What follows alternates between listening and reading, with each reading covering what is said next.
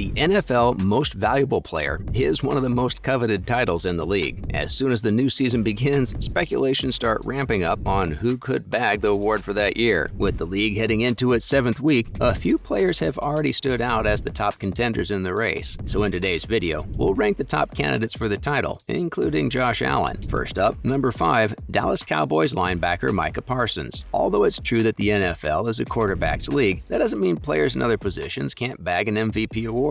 Having said that, Dallas Cowboys linebacker Micah Parsons seems to be going strong in the race for this season. Micah had a strong start in the season. He has been exceptionally well on the field as a linebacker and deserves consideration for the title despite the disadvantage of the position. As of now, he's tied up for the number of total pressures with 31 to his name. Apart from that, he is currently second in the league in sacks. The impact he's had on his team is strong since the Dallas Cowboys have won most of their games this season thanks to a dominating defense. The fact that the team lost their match 26-17 to the Eagles just because they managed to contain the linebacker speaks volumes about his contribution to the team's defensive plays. The Cowboys currently lead the league in sacks, having posted 24 and standing third in points allowed with 98 to their name. Thanks to the 23-year-old linebacker, the defense has become so strong that the Cowboys maintained a 4-1 score even when they had Dak Prescott benched following an injury, having posted 6 sacks, 26 tackles, 1 forced fumble, and 2 defended passes this season. The odds for Micah to secure the title of this season stands at over 12,500. Up next, number 4, Baltimore Ravens quarterback Lamar Jackson. Lamar Jackson is one heck of a player. There's no doubt about it, so it's only fair that the 25-year-old is in the run for the title. Just like Micah, Jackson has distinguished himself from the crowd right from the start of the season. It's just about 6 weeks, and Lamar is already third in the league for touchdown passes, and that's his lowest standing in the clutch of offensive stats. With 4 yards per rush, the signal caller is leading all others in the league with 8.1 yards. As for the yards before contact, the agile quarterback holds the first spot on the leaderboard with an average of 6.3 yards. What makes these stats more pronounced is the fact that he's the first one to be in the top 5 for both categories since the AFL-NFL merger. Another interesting thing about his performance this season is that he managed to dominate most of the matches